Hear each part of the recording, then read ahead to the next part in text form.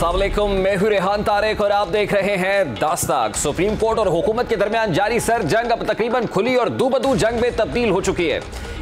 इसी जंग का असर है कि सुप्रीम कोर्ट में भी दो ग्रुप्स बज़ाहिर वाज़े हो चुके हैं। मुबैना तौर पर सुप्रीम कोर्ट में एक ग्रुप को मौजूदा चीफ जस्टिस का हामी ग्रुप या हम ख्याल ग्रुप समझा जाता है, जबकि दूसरे ग्रुप को आने वाले चीफ जस्टिस यानी काजी फायज ईसा का ग्रुप समझा जाता है। सुप्रीम कोर्ट में इस वक्त एक उजारादारी का मंजर दिखाई देता है, जहां उसूल भी अपने हैं और कानून भी, जहां पर मुल्की कवानीन और ज़ाब्तों पर अमल दरामद अपने लिए हतक समझा जाता है।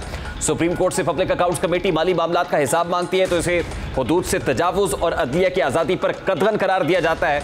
कमेटी में रजिस्ट्रार को तलब किया जाता है तो इस पर हुक्म इम्तना आ जाता है। मुकर्ररा यानी पार्लियामान कानून बनाकर चीफ जस्टिस को हासिल इख्तियारात उनके साथी सीनियर जजेस में तकसीम करती है तो इस पर नाराज़गी का इजहार किया जाता है। आज़ाद अदलिया पर जद और इख्तियारात में मुदाखलत करार दिया जाता है और कानून को बनने से पहले इस पर अमल दरामद रोक दिया जाता है। हुकूमत रजिस्ट्रार को ट्रांसफर करती है तो इस पर अमल दरामद ये कहकर रोक देते हैं कि हुकूमत को इख्तियार ही हासिल नहीं है। इसी इजारादारी का नतीजा है कि आज सुप्रीम कोर्ट में मिलिट्री कोर्ट्स के खिलाफ केस की समाअत ही इब्तिदा में इतराज़ात का शिकार हो गई है। इस केस की समाअत से बात करने से पहले रूनुमा होने वाले दो वाक़यात इंतहाई अहम हैं। एक वाक़े की रुदात खुद हुकूमती रहनुमा और उनके करीब रहने वाली शख्सियत बैरिस्टर ज़फ़रुल्लाह सुनाते और बताते हैं कि कैसे लाहौर में कुछ जजेस की एक मीटिंग हुई जिसमें एक चीफ जस्टिस भी बैठे थे और वो चाहते थे कि जस्टिस काजी फायज ईसा के खिलाफ सुप्रीम क्यूरेटिव रिव्यू लगे और उनको फारिग कर दिया जाए। इसीलिए हुकूमत ने काजी फायज ईसा का चीफ जस्टिस बनने का नोटिफिकेशन वक्त से पहले जारी कर दिया। बैरिस्टर ज़फ़रुल्लाह का दावा अपनी जगह है, लेकिन तस्वीर का एक रुख और भी है और इस पर तनकीद हो रही है। इस वाक़े में दो सीनियर कानूनदान ज़ाती हैसियत में चीफ जस्टिस ऑफ पाकिस्तान को मिलते हैं, केसेस की जल्द समाअत की दरखास्त करते हैं, जिसके बाद यकायक उनकी दरखास्त पर 9 रुकनी बेंच बना दिया जाता है और इस केस की समाअत भी मुकर्रर कर दी जाती है। सीनियर कानूनदानों की चीफ जस्टिस से मुलाकातों को मुख्तलिफ माहिरीन यकीनन तनकीद की नज़र से देख रहे हैं। ये अपनी जगह पर है, इस पर तनकीद हो रही है। मिलिट्री कोर्ट्स के खिलाफ दरखास्तों के लिए जो बेंच तश्कील दिया गया, इस बेंच के बारे में गुज़श्ता रोज़ से ऐसी कयास आराइयाँ की जा रही थी कि ये समाअत से कबल ही टूट जाएगा, क्योंकि जस्टिस काजी फायज ईसा और जस्टिस तारिक मसूद के बारे में ख्याल किया जा रहा था कि वो किसी ऐसे केस को खुद से अलग कर लेंगे जो तनाज़ात का बायस बने। जैसे खदशात थे, नतीजा भी उसके मुताबिक ही निकला और समाअत की शुरुआत में ये केस तनाज़ात का सबब टूट फूट का शिकार हो गया। समाअत के आगाज़ पर चीफ जस्टिस ने वकीला से कहा कि आपको देख हुई बेंच में मौजूद जस्टिस काजी फायज ईसा ने कहा कि मैं कुछ ऑब्जर्वेशंस देना चाहता हूँ। फौजी अदालतों में ट्रायल के खिलाफ चेयरमैन पीटीआई के वकील सरदार लतीफ़ खोसा ने कहा कि हमें खुशी का इजहार तो करने दें। जस्टिस काजी फायज ईसा ने कहा कि आप खुशी का इजहार बाहर कर सकते हैं, ये कोई सियासी फोरम नहीं है। हल्फ के मुताबिक मैं आइन और कानून के मुताबिक फैसला करूंगा। जस्टिस काजी फायज ईसा ने कहा कि कवानीन में एक कानून प्रैक्टिस एंड प्रोसीजर बिल भी है। इस कानून के मुताबिक बेंच की तश्कील एक मीटिंग से होनी है। कल शाम मुझे कॉजलेस देखकर ताज्जुब हुआ, इस कानून को बिल की सतह पर ही रोक दिया गया। जस्टिस काजी फायज ईसा ने कहा कि मैं वजाहत करना चाहता हूं कि 5 मार्च 2023 को न बिल आया था और न ही एक्ट बना था। मुझे ताज्जुब, दुख और सदमा हुआ। 31 मार्च को registrar supreme court Ishrat Ali ने सर्कुलर जारी किया। रजिस्ट्रार सुप्रीम कोर्ट का सर्कुलर जारी करना सुप्रीम कोर्ट की वक़्त को जाहिर करता है। सुप्रीम कोर्ट 15 मार्च को मेरा फैसला वापस ले लेती है। जस्टिस काजी फायज ईसा ने कहा कि मैं अपनी दानिश और अकल के मुताबिक बात करूंगा। जब एक बेंच का हिस्सा नहीं था तो मुझे क्यों शामिल किया गया? मैंने एक नोट लिखा जो 8 अप्रैल को वेबसाइट से हटा दिया गया। Supreme court practice and procedure भी पाकिस्तान का कानून है। मैंने हर नोट अपने साथी से शेयर किया। एक इंक्वायरी कमीशन तश्कील दिया गया। इंक्वायरी कमीशन को 5 रुकनी बेंच ने काम से रोक दिया। इंक्वायरी कमीशन को कोई नोटिस नहीं दिया गया, न जवाब मांगा गया। मैं आज इस बेंच से अलहदा हो रहा हूं। जस्टिस काजी फायज ईसा ने कहा कि जब तक supreme court practice and procedure bill का फैसला नहीं होता, मैं इस बेंच में नहीं बैठ सकता। मैं इस बेंच को कोर्ट ही नहीं मानता। इस वक्त तक बनने वाला हर बेंच गैर कानूनी है। जस्टिस काजी फायज ईसा ने कहा कि मेरी राय को यह ना समझा जाए कि मैंने केस सुनने से इनकार कर दिया है। मेरा मौक़िफ़ है कि पहले supreme court practice and procedure act का फैसला किया जाए। काजी फायज ईसा के बेंच से अलहदा होने के बाद जस्टिस सरदार तारिक मसूद ने भी उनसे इत्तफाक किया और बेंच से अलहदा हो गए। जस्टिस सरदार तारिक ने कहा कि मैं भी जस्टिस काजी फायज ईसा साहब से इत्तफाक करता हूं, अगर कल कानून दुरुस्त करार दे दिया गया तो फिर अपील का क्या होगा? जजेस के अलहदा होने पर बेंच उठने लगा, जिस पर एडवोकेट फैसल सिद्दीकी ने कहा कि लोगों की जिंदगियां खतरे में हैं। चीफ जस्टिस साहब और दीगर जजेस से गुजारिश है कि बैठे रहिए। वकील एतजाज एहसन ने कहा कि यह घर का तनाज़ा है, जबकि बाहर से लोग हमलावर हो रहे हैं। इस पर जस्टिस काजी फायज ईसा ने एतजाज एहसन से कहा कि एतजाज एहसन साहब प्लीज़, मैं आपका एहतराम करता हूं, मेहरबानी फरमाकर सुप्रीम कोर्ट को घर ना कहें। यह सुप्रीम कोर्ट आईनी इदारा है, घर नहीं है। जजेस के अलहदा होने पर चीफ जस्टिस ने कहा कि मुझे दोनों मौजूद जज साहिबान का मुकम्मल एहतराम है। मेरे दिल में जस्टिस काजी फायज ईसा, जस्टिस सरदार तारिक मसूद समेत तमाम जजेस के लिए इज्जत और एहतराम है। चीफ जस्टिस ने कहा कि अल्लाह खैर करेगा। इंशाअल्लाह दुआ है जो भी फैसला आए हक और इंसाफ के मुताबिक हो। दुआ है जो भी फैसला आए वो लोगों के लिए बेहतर हो। हम इसे देखते हैं। सरदार लतीफ़ खोसा ने कहा कि ये 25 करोड़ आवाम का मामला है। 25 करोड़ आवाम कहाँ जाएंगे? इस पर जस्टिस सरदार तारिक मसूद ने कहा कि जब पहले सिविलियंस का फौजी अदालतों में ट्रायल होता था उस वक्त आप कहाँ थे? जब 25 करोड़ आवाम का केस आएगा फिर देखेंगे, जिसके तमाम जजेस अदालत से उठकर चले गए। जब जब सुप्रीम कोर्ट में किसी अहम बात होती है तो उससे कुछ फासले पर मौजूद एक और अहम इमारत यानी पार्लियामान में भी एक इजलास बुलाया जाता है, जहां हुकूमत सुप्रीम कोर्ट में होने वाली कार्रवाई और उस पर अपने एतराज़ात को उठाती है। आज भी जिस वक्त की समाअत जारी थी तो कौमी असम्बली में भी एक धुआंधार सेशन हुआ, जिसमें वजीर दिफा ख्वाजा आसिफ और वफाकी वजीर जावेद लतीफ़ ने इस मामले पर लबकुशाई की और कुछ एतराज़ात भी उठाए। उनका कहना था कि अदलिया से अपील है कुछ तो लिहाज करें, आप लोग जा रहे हैं कोई विरसा छोड़ जाए ताकि लोग आपको अच्छे अल्फाज में याद करें। पार्लियामान के क्या क्रिटिसिज्म हुआ है, जरा उसकी एक झलक भी आपको दिखाते हैं। अदलिया से भी हाथ बांध के अपील है कि कुछ तो लिहाज करें, कोई लेगेसी छोड़ जाए, कोई विरसा छोड़ जाए। जा रहे हैं आप, कोई विरसा ऐसा छोड़ जाए कि आपको याद किया जाए कि आप अदल की सबसे बड़ी कुर्सी पे बैठे हुए थे। ये ना हो कि आप किस्सा पारी ना मान जाएं, तारीख जो है आपको डिलीट कर दे। मुल्क में जब किसी की प्रॉपर्टी के ऊपर कब्जा होता है, आपको भी पता है, सबको पता है, यहां पे सुनने वालों को भी पता है कि क्या क्या पापड़ बेलने पड़ते हैं फिर उसको वागुजार कराने के लिए। अदलिया ने ऑलरेडी हमारी टेरिटरी पे इंक्रोच किया हुआ है। We must reclaim that. कल जो नोटिफिकेशन सदर पाकिस्तान ने किया उससे गैर यकीनी सूरत हाल से निकलने में मदद मिली, जब वो कह रहे हैं उस बेंच में बैठ के कि जब तक आप प्रैक्टिस एंड प्रोसीजर बिल पर फैसला नहीं करेंगे उस वक्त तक आप कोई भी बेंच होगा तो वो गैर कानूनी कहलाएगा। फिर मुझे ये बताएं कि कल आज जो 9 रुकनी से 7 रुकनी बेंच हो गया, इसका फैसला जब आ गया या जो नजर आता है वो आएगा तो फिर इसको कौन मानेगा? फिर वही एक दोबारा से प्रैक्टिस शुरू हो जाएगी कि 4 रुकनी या 3 रुकनी का फैसला माने। हुकूमती वज़रा की तनकीद अपनी जगह, लेकिन देखा जाए तो इस तनकीद का मौका खुद सुप्रीम कोर्ट ने सियासतदानों को मुहैया किया, क्योंकि बेंच के टूटने के बावजूद समाअत मुलतवी करने की बजाय बेंच की तश्कील नौ की गई और 7 रुकनी बेंच तश्कील देकर दोबारा समाअत शुरू हुई। समाअत के आगाज़ पर जस्टिस मंसूर अली शाह ने कहा कि अगर किसी को इस बेंच पर एतराज़ है तो पहले बता दें। दरख्वास्त गुजार एतजाज़ एहसन और अटॉर्नी जनरल दोनों ने इस सवाल पर नफी का इजहार किया। बादशाह पीटीआई के वकील सरदार लतीफ़ खोसा ने दलाइल का आगाज किया और आर्टिकल 245 के तहत फौज तलब करने का हवाला दिया, जिस पर जस्टिस याहिया अफरीदी ने कहा कि मेरे ख्याल में आर्टिकल 245 के तहत फौज तलब करने का नोटिफिकेशन वापस हो गया है। अटॉर्नी जनरल ने कहा कि यह दुरुस्त है। सरदार लतीफ़ खोसा ने कहा कि 15 मई को कोर कमांडर मीटिंग में कहा गया कि 9 मई के वाक़यात के नाकाबिल तरदीद शवाहिद मौजूद हैं। फॉर्मेशन कमांडर्स कॉन्फ्रेंस का बयान भी मौजूद है। चीफ जस्टिस ने लतीफ़ खोसा से इस्तफसार किया कि प्रेस रिलीज में यह कहा गया कि नाकाबिल तरदीद शवाहिद मौजूद है, इसलिए ट्रायल मिलिट्री कोर्ट में होगा, जिस पर लतीफ़ खोसा ने इस बात में सर हिलाया और कहा कि जी प्रेस रिलीज में यही कहा गया है। बाद उन्होंने प्रेस रिलीज पढ़कर सुना दी। वकील लतीफ़ खोसा ने कोर कमांडर्स कॉन्फ्रेंस और फॉर्मेशन कमांडर्स कॉन्फ्रेंस के एलामिये पढ़कर सुनाए और कहा कि कोर कमांडर्स कॉन्फ्रेंस का एलामिया आर्टिकल 10A के खिलाफ है। जस्टिस मंसूर अली शाह ने पूछा कि क्या ATC में किसी FIR के तहत केस था, जिस पर लतीफ़ खोसा ने जवाब दिया कि जी मुख्तलिफ FIR दर्ज की गई हैं, जिन्होंने प्रेस कॉन्फ्रेंसेस की वो बरी जमा हो गए। कोर कमांडर यजना हाउस हमले में किसी एहलकार को कोई खराज तक नहीं आई। जस्टिस मंसूर अली शाह ने कहा कि FIR के तहत कितने लोग गिरफ्तार हुए।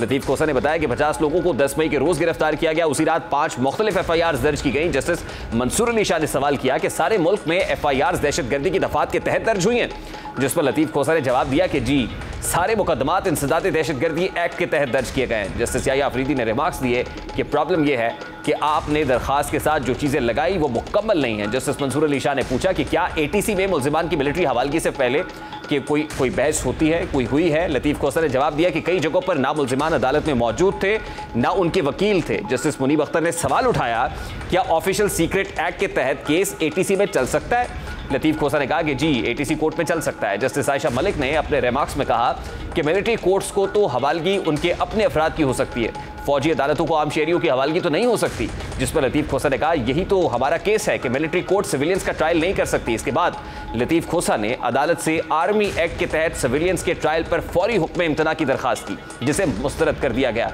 चीफ जस्टिस ने कहा कि स्टे ऑर्डर की इस्तदा पर पहले अटॉर्नी जनरल का मौक़िफ़ सुनेंगे, जिसके बाद सुप्रीम कोर्ट ने 9 मई के बाद तमाम गिरफ्तारियात तलब कर ली हैं। साथ ही अटॉर्नी जनरल से खवातीन, बच्चों और साफियों की गिरफ्तारियों की तफसील भी तलब करते हुए समाअत कल तक मुलतवी कर दी गई है।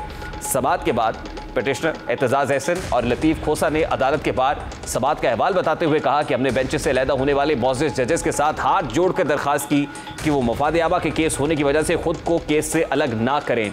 बाद में क्या कहा लतीफ खोसा और एतजाज एहसन से, जरा उसकी एक झलक भी आपको दिखाते हैं।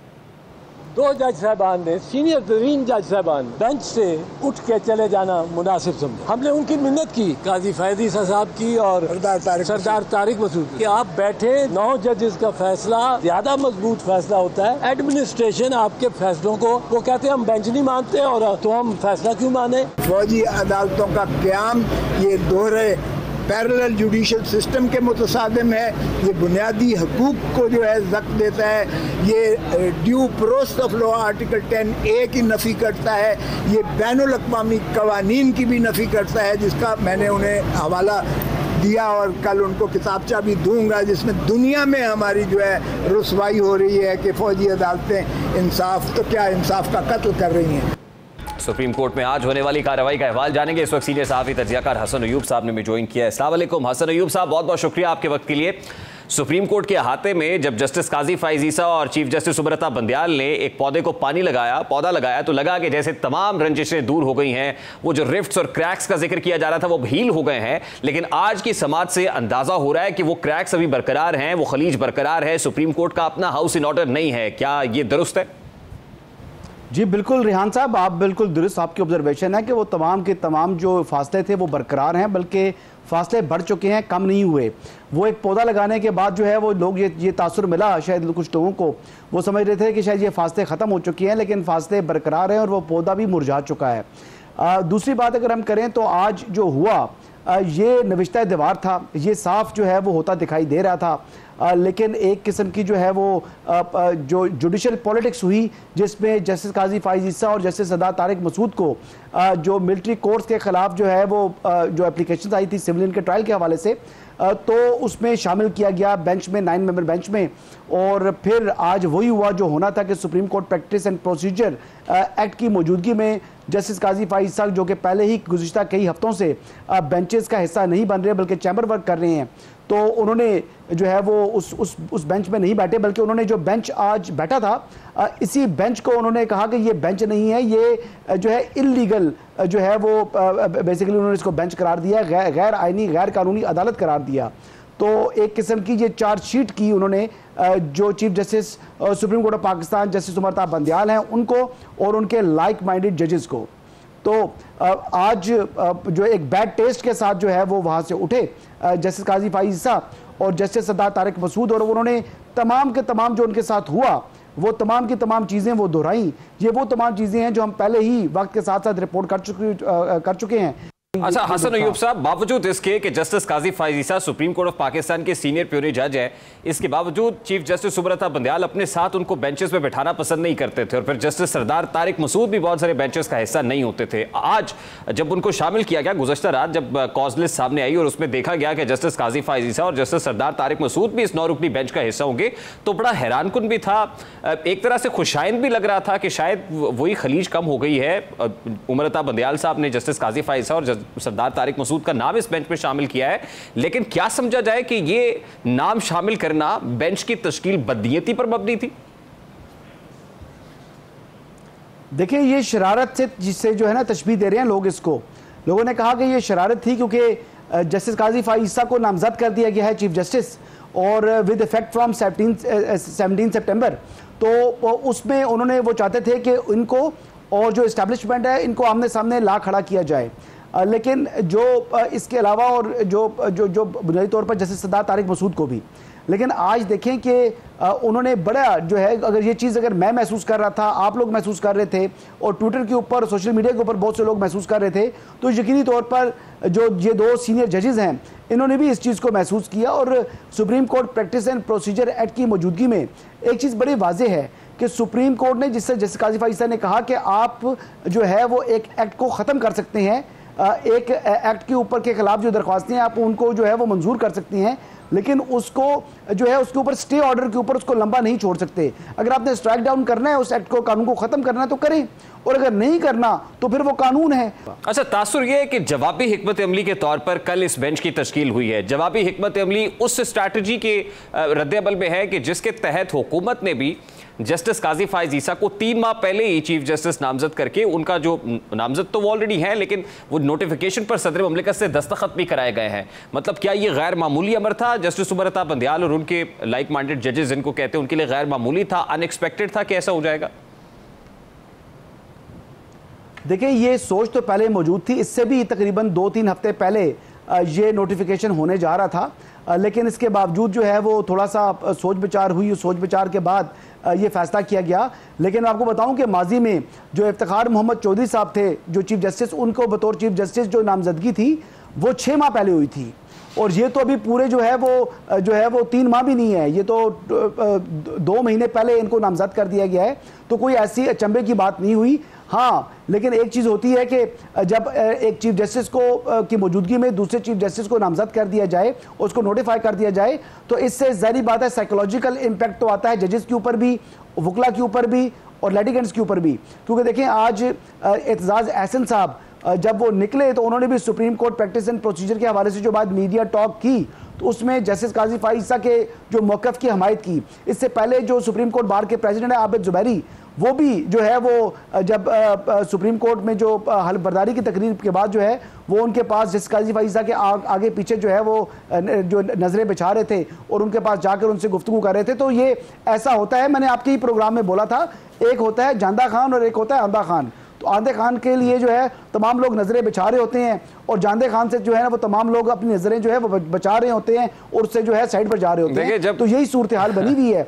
देखिए हसन अय्यूब साहब, जिस वक्त 7 रुकनी बेंच अनाउंस हुआ, यानी इन 2 जजेस के रिक्यूज करने के बाद जो बाकी मानदा 7 रुकनी बेंच है उसने रिज्यूम किया इस समाअत को, तो उसमें चीफ जस्टिस ऑफ पाकिस्तान ने पूछा कि अगर कोई भी और भी इस बेंच से अलहदा होना चाहता है तो वो बता सकता है, लेकिन कोई उस बेंच से अलहदा नहीं हुआ, बेंच अभी तक इंटैक्ट है। तो उससे तो लग रहा है ना कि जस्टिस काजी फाइज साहब क्योंकि incoming chief justice of Pakistan है, तो वो जो एक लाइक माइंडेड का तासुर था उनके ऊपर कितना प्रेशर होगा, और क्या आपको नजर आ रहा है कि और भी कोई ऐसा है जो इस बेंच से अलहदा हो सकता है या इस प्रेशर के अंदर आ सकता है कि जस्टिस काजी फाइज ईसा क्योंकि हो गए और वो इनकमिंग चीफ जस्टिस भी हैं?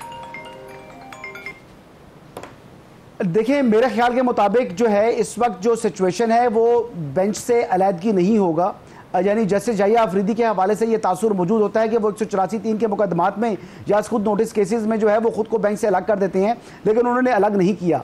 तो अब ये चीज़ बड़े वाज़ेह है कि यही बेंच जो है इसको सुनेगा। और देखें, ये जो एप्लीकेशंस आई हैं, ये एप्लीकेशंस को मंजूर ही करना है इस बेंच ने, बिलखुसूस क्योंकि अक्सरियत चीफ जस्टिस उमर अता बंदियाल के पास मौजूद है, क्योंकि उन्होंने इन दरख्वास्तों को समाअत के लिए मुकर्रर करना था ईद के बाद, लेकिन क्योंकि जो है वो एक चेयरमैन पीटीआई के ने जाके मुलाकात की लतीफ़ खोसा साहब से जो कि वकील हैं एतजाज़ एहसन साहब के, और नेक्स्ट डे वो आकर मुलाकात करते हैं चीफ जस्टिस उमर अता बंदियाल से, और उसके फौरी बाद जो है ये दरख्वास्तें समाअत के लिए मुकर्रर हो जाती हैं। तो ये पहले ही जो है वो बैकग्राउंड के ऊपर इसमें सारी मुलाकातें हो चुकी हैं, बातचीत हो चुकी है। देखिए, 1952 का army act law of the land है और उसके अंदर प्रॉपर इसमें लिखा हुआ है कि अगर फौजी तंसीबात या सरकारी तंसीबात के ऊपर हमला होता है तो अल्टीमेटली उनका ट्रायल फौजी अदालतों के अंदर किया जा सकता है। और फिर मैं हवाला दे रहा था कि जनरल बाजवा के दौर के अंदर भी 25 सिविलियंस का मिलिट्री ट्रायल तो हुआ है और उस वक्त इमरान खान साहब वजीर आजम थे, उस वक्त कोई ऐसी तनकीद नहीं हुई थी। दूसरी इंपॉर्टेंट बात, जिन मुलाकातों का आप हवाला दे रहे हैं लतीफ़ खोसा साहब की और फिर एतजाज़ एहसन साहब की, और फिर जिस तरह से जाके वो चीफ जस्टिस के पास जिस चैम्बर में मुलाकात करते हैं, वो किसी आम वकील को ऐसा हक नहीं है कि अपना मुकदमा लगवाने के लिए वो डायरेक्टली चीफ जस्टिस के पास चला जाए। तो ये मुलाकातें भी इस सारे प्रोसेस को मशकूक तो करती हैं। अब आप ये कह रहे हैं कि इस केस का फैसला क्या आएगा वो नविश्ता दीवार है। मेरा बड़ा सादा सा सवाल आपसे ये है कि अगर इसी तरह से होता है, बेंच की कॉम्पोजिशन को देख के वैसा ही फैसला आता है जिस तरफ आप इशारा कर रहे हैं, तो आज से पहले तो अदलिया और एग्जेक्टिव आपने सामने थे, क्या अब अदलिया और एस्टैब्लिशमेंट भी आपने सामने होंगे?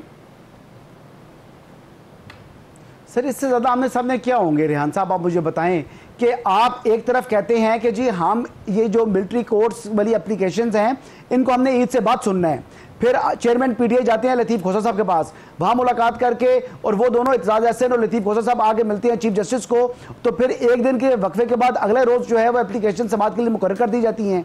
तो इससे ज्यादा और क्या होगा। सीधा पैगाम दिया है जो चेयरमैन पीटीआई ने, वही पैगाम आगे उन्होंने पहुंचाया, क्योंकि आजकल ऑडियो लीक्स आ जाती हैं, तो वही पैगाम उन्होंने पहुंचाया आकर चीफ जस्टिस को, उन्होंने केसेस टेकअप कर लिए। अब उसमें क्या, अच्छा आज क्वेश्चन ये है कि जस्टिस मजार अली अकबर नकवी को बिठाकर अदालत में अपने साथ आज किसको क्या पैगाम दिया उन्होंने, खामोश पैगाम। जस्टिस अतर मिनल्ला मौजूद हैं, बाकी जजेस मौजूद हैं, अपने 3 जो ये लाइक माइंड जजेस हैं, चौथे जस्टिस जस्टिस मजार को साथ बिठाना, बेंच को इस तरह के कॉन्स्टिट्यूट करना, तो देखिए ये बड़े सवालिया निशान है, ये बड़े सवालात हैं जो उठ रहे हैं चीफ जस्टिस के ऊपर। देखिए चीफ जस्टिस मत भूलें कि वो रिटायरमेंट के बहुत करीब आ चुके हैं, सितंबर में उन्होंने रिटायर होना है। वो क्या चीज छोड़ के जा रहे हैं, जब वो रिटायर होंगे तो लोग उनके बारे में कैसी कैसी बातें करेंगे कि क्या ये वो चीफ जस्टिस थे जो बेंच जो है वो कॉन्स्टिट्यूट करते थे, तो पहले ही मालूम होता है कि फैसला क्या होगा। अच्छा हसन अय्यूब साहब, एक और सादा सा सवाल मेरा ये है कि आपको ये तासुर दिखाई दे रहा है कि वैसे तो नोटिफिकेशन 17 सितंबर का है कि जस्टिस काजी फाइज़ साहब चीफ जस्टिस होंगे, क्या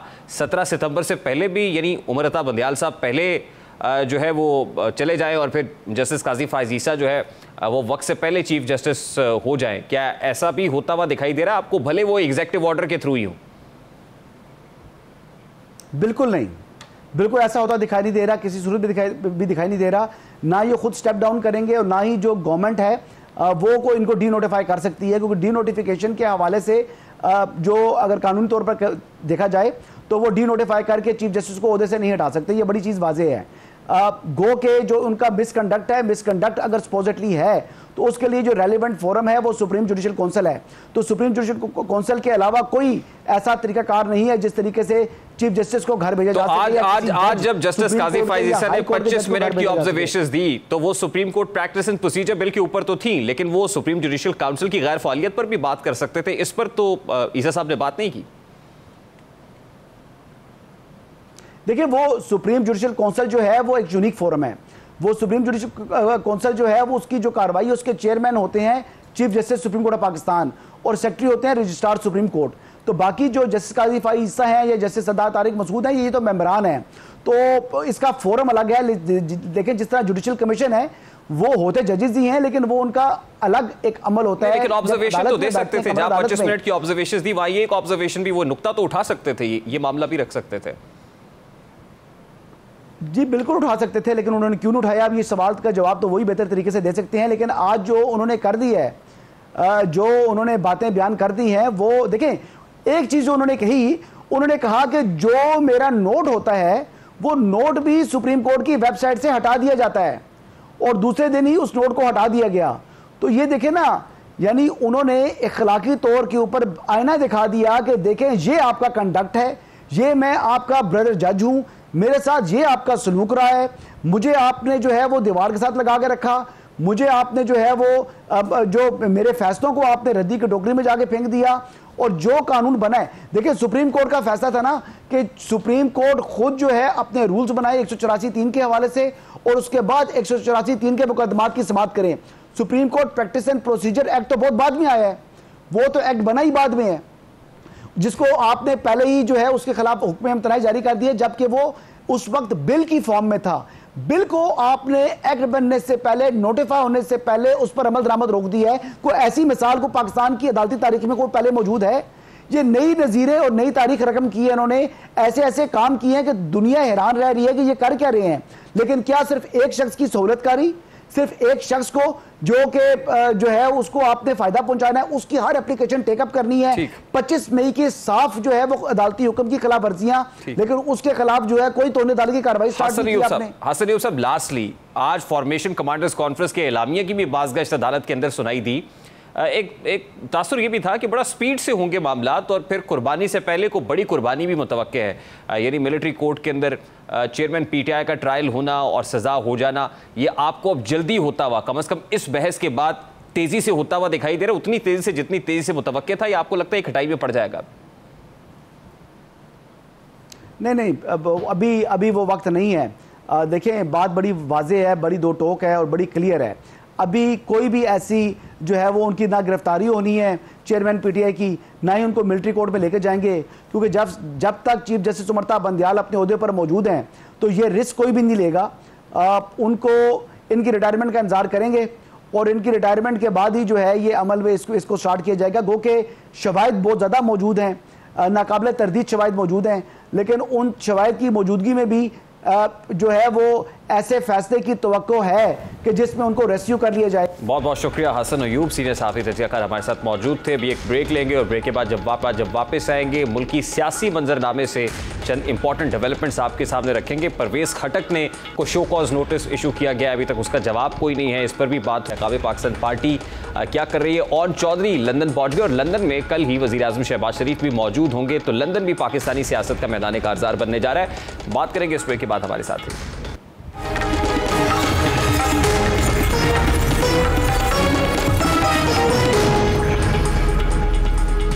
तहरीक इंसाफ 9 मई के बाद जब से ज़ेरे अताब आई है, कई रहनुमाओं ने प्रेस कॉन्फ्रेंस करके पार्टी को खैर बात कहा। प्रेस कॉन्फ्रेंस करने वालों में परवेज़ खटक भी शामिल थे, जिन्होंने पार्टी ओहदों से तो इस्तीफा दिया लेकिन पार्टी कारकुन के तौर पर पार्टी के साथ रहे।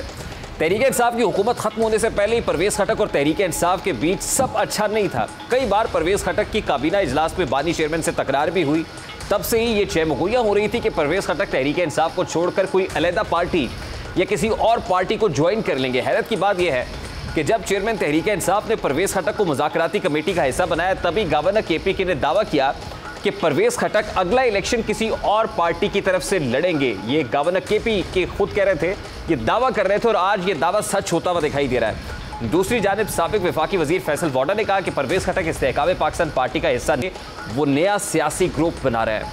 पाकिस्तान तहरीक इंसाफ ने पार्टी के साबिक सूबाई सदर और खैबर पख्तूनख्वा के साबिक वजीर आला परवेज़ खटक को कारकुनान से राब्ता करने और उन्हें पार्टी छोड़ने पर उकसाने पर शो कॉज नोटिस जारी कर दिया। नोटिस PTI के सेक्रेटरी जनरल उमर अयूब खान ने परवेज़ खटक को जारी किया, जिसमें कहा गया कि यह बात पार्टी की आदत के इल्म में आई है कि आप पार्टी के अरकान से राब्ता कर रहे हैं और उन्हें पार्टी छोड़ने के लिए उकसा रहे हैं। इसमें मजीद कहा गया कि इन रिपोर्ट्स में जो सरगर्मियों के जो पेश की गई हैं और जो देखा गया आइडेंटिफाई हुआ है, उस नोटिस के 7 दिनों के अंदर आपको तहरीरी तौर पर वजाहत देनी पड़ेगी कि ये जो कुछ हो रहा है क्यों हो रहा है। अगर आपका जवाब गैर इत्मीनान बख्श होता है या आप जवाब नहीं देते हैं तो पार्टी की पॉलिसी और कवायद के मुताबिक आपके खिलाफ मजीद कार्रवाई की जाएगी। ज़राए के मुताबिक गुज़श्ता चंद रोज़ से परवेज़ खटक ने अरकान कौमी और सूबाई असम्बली समेत PTI के साबिक कानून साजों से कई मुलाकातें की ताकि उन्हें पार्टी छोड़ने पर आमादा किया जा सके। ताहम ये फौरी तौर पर वाज़ेह नहीं हो सका कि परवेज़ खटक के साथ किस किस ने जहाज़ से छलांग लगाई है। PTI चेयरमैन को भी पता चला था कि परवेज़ खटक पार्टी अरकान की वफादारी तब्दील करा रहे हैं और उन्होंने कहा कि जो लोग दबाव और गिरफ्तारी बर्दाश्त नहीं कर सकते वो पार्टी छोड़ सकते हैं। ताहम इमरान खान ने परवेज़ खटक की जानिब से दीगर अरकान को PTI छोड़ने पर आमादा करने की कोशिशों पर सख्त एतराज़ किया और इसी वजह से उन्हें शो कॉज नोटिस जारी किया गया है, क्योंकि इस वक्त सिर्फ KPK ही उनका स्ट्रॉन्ग होल्ड दिखाई दे रहा है, वहाँ पर उनकी गिरफ्त मजबूत है। दूसरी आप बात ये कि इमरान खान के वकील शेर अफजल मुरव्वत ने दावा किया है कि पाकिस्तान तहरीक इंसाफ के साबिक रहनुमा परवेज़ खटक 1-2 रोज़ में अपनी सियासी जमात मुतारिफ करा रहे हैं। वकील शेर अफजल मुरव्वत की जानिब से अपने एक हालिया बयान में परवेज़ खटक के सियासी मुस्तकबिल के हवाले से बड़ा दावा किया गया। उन्होंने ये कहा कि परवेज़ खटक नई पार्टी बनाने जा रहे हैं जिसमें ज़्यादातर अरकान PTI के साबिक उहदेदार MNA और MP हैं। और शेर अफजल मुरव्वत का मजीद कहना था कि पार्टी को इक़्तिदार की राहदारियों की मुकम्मल आशीर्वाद और हिमायत हासिल है। मालाकंड में PTI के बेशतर रहनुमा समझौता कर चुके हैं, जबकि सीनियर नाम बड़ा सरप्राइज देने वाले हैं। उन्होंने मजीद कहा कि नई पार्टी मालाकंड डिवीजन समेत 6 अजला लकी मरवत और कोहाट से हिमायत का इरादा रखती है। इस हवाले से PTI वालों को भी परवेज़ खटक से ताउन करने की हिदायत जारी की जा रही है। सारे अमल से वाज़ेह है कि तहरीक इंसाफ KP में भी दरारें पड़ना शुरू हो चुकी हैं। परवेज़ खटक का सियासी असर व रसूख KP में काफ़ी ज़्यादा है, इसलिए परवेज़ खटक का पार्टी छोड़ना या नया ग्रुप बनाना तहरीक इंसाफ के लिए एक बड़ा धचका हो सकता है। और ऐसी सूरत में भी कि जब परवेज़ खटक उस वक्त पीपल्स पार्टी को खैरबाद कह के PTI में शामिल हुए थे और 2014 के धरने में भी परवेज़ खटक वो आदमी थे कि जो KP से चले थे बतौर चीफ मिनिस्टर KP के और एक क्रेन लेकर आए थे, रास्ते में हायल तमाम रुकावटों को अबूर करते हुए उस स्टेज पर पहुंचते थे जहां पर चेयर मौजूद थे और फिर वहां पर उनका एक मशहूर खटक डांस भी काफ़ी वायरल हो गया था। उसके बाद मुख्तलिफ मौके के ऊपर परवेज़ खटक अपनी क़यादत के खिलाफ बात करते रहे हैं, चेयरमैन PTI के साथ डिफरेंसेस को बताते रहे और ये भी बताते रहे कि अगर मैं उस वक्त उनको सपोर्ट ना करता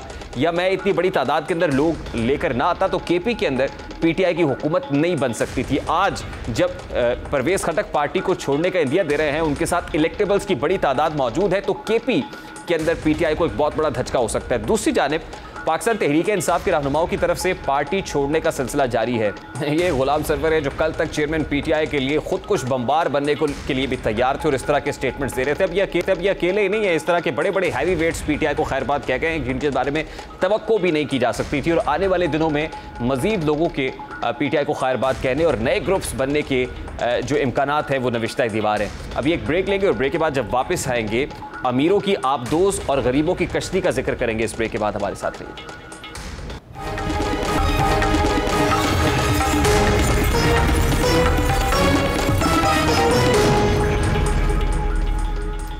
मेरे सामने दो इंतहाएं हैं। एक तरफ मुख्तलिफ ममालिक के मजबूर और बेकस अफराद अच्छे रोजगार की तलाश के लिए जिंदगी भर की जमा पूंजी लुटाकर सुहाने ख्वाब सजाए पुरखतर सफर पर रवाना हुए और समंदर की आगोश में जा पहुंचे।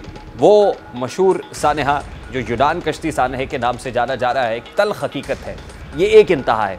दूसरी तरफ आबदोज टाइटन के साथ सफर पर रवाना होने वालों के पास मालो दौलत की इतनी रेल पेल थी कि वो लाखों डॉलर्स देकर ऐसी मशीन में सवार हो गए जिसने आज तक अपना कोई भी मिशन मुकम्मल नहीं किया। पैसे की फरावानी और मुहिम जोई ने उन्हें इस कदर जो है वो मजबूर कर दिया, इस कदर मजबूर किया कि उन्होंने सफ़र पर जाने से पहले खुद अपने मौत के परवाने पर दस्तखत की और पैसों के एवज अपनी मौत की टिकट बुक करा ली।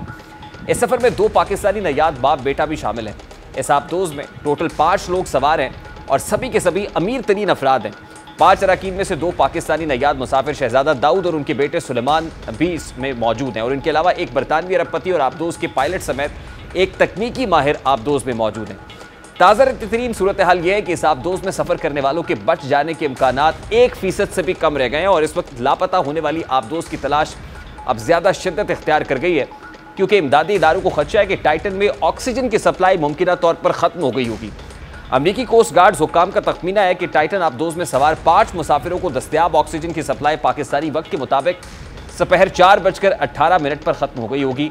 अब तक गुमशुदा आबदोज की लोकेशन एक पुरस्रार मकाम बनी हुई है, एक पुरस्रार मुअम्मा है। हालांकि नए जहाज़ भी इसे तलाश करने की मुहिम में शामिल हो गए हैं, मगर हुक्काम का यह भी कहना है कि अगरचे रवानगी के वक्त टाइटन में ऑक्सीजन की सप्लाई 96 घंटों की थी, मगर इस हवाले से यकीन से कुछ कहना मुश्किल है। अब यह सवाल यह है कि इस आबदोज के साथ 45 मिनट बाद ऐसा क्या हुआ होगा कि ये लापता हो गई और अभी तक इसके मिलने के आसार मौजूद नहीं हैं। एक अंदाज़ा है कि टाइटन नामी आबदोज की पावर ख़त्म हो गई होगी और इसके अंदर हिफाजती निज़ाम होगा जो उसे सतह पर वापस आने में मदद करेगा, लेकिन अब तक वो वापस नहीं आई है। इसीलिए इम्कान रद्द नहीं किया जा सकता कि इस आबदोज को पावर फेलियर का सामना करना पड़ा होगा, पावर फेलियर हुआ होगा और यह आबदोज समुद्र में गर्क हो गई होगी। दूसरा तस्वुर यह है कि आबदोज की पावर ख़त्म तो हो गई होगी और वो समुद्र की तह में भी जा सकती है। ये ज़्यादा मुश्किल नतीजा होगा। अब बदतरीन सूरत हाल ये हो सकती है कि इसे अपने दबाव में तबाकुन इजाफे का सामना करना पड़ा हो। अगरचे टाइटन का कंपोजिट हिल गहरे समुद्र के शदीद दबाव को बर्दाश्त करने के लिए बनाया गया है, लेकिन इसकी शक्ल या तामीर में कोई ख़राबी इसकी सालमियत पर समझौता कर सकती है। ऐसी सूरत में इसके फटने का ख़तरा है। और एक और इम्कान तो ये भी है कि आबदोज में आग लगी हो, जैसे कि बिजली की शॉर्ट सर्किट से होती है। इस बरक़ी निज़ाम के इससे मुतासर होता है जो आबदोज के नेविगेशन और कंट्रोल के लिए इस्तेमाल किया जा सकता है। ये पानी के अंदर बंद माहौल में आग लगने का एक तबाहकुन वाक़या और मुमकिन तौर पर अमले और मुसाफिरों को नाकारा भी बना सकता है। अब इस टाइटन नामी आबदोज में सफ़र करने के लिए इन अमीर तरीन लोगों ने $2.5 लाख फ़ीकस दिए। $2.5 लाख का मतलब 7 से 8 करोड़ पाकिस्तानी रुपए बनता है। दूसरी तरफ यूनान कश्ती हादसे के अंदर 20 से 25 लाख रुपया दे के बैरून मुल्क सफ़र इसलिए करना था कि वहाँ पर सुहाना मुस्तकबिल था, बेटर फ्यूचर इंतज़ार कर रहा था। एक तरफ बेहतर मुस्तकबिल की आस लिए कश्ती हादसे का शिकार होती है, लोग गर्क हो जाते हैं समंदर के अंदर। दूसरी तरफ पैसे की रेल पेल है, लेकिन उस पैसे को इस्तेमाल किया जाता है अपने शौक के लिए कि टाइटैनिक का मलबा देखेंगे। 1912 में एक जहाज़ ज़मीन बोस हुआ था, उसका मलबा देखने वाले भी अल्टीमेटली अपने सफ़र आखिरत की तरफ गामज़न हो सकते हैं। तो इफ्तिखार आरिफ के उस शेर के मिसदाक कि गरीब शहर तो फाके से मर गया आरिफ, अमीर शहर ने हीरे से खुदकुशी कर ली। प्रोग्राम का वक्त अपने इख्तिताम को पहुंचा। आपसे मुलाकात होगी इंशाअल्लाह कल। अपना रखिए ख्याल। अल्लाह हाफ़िज़।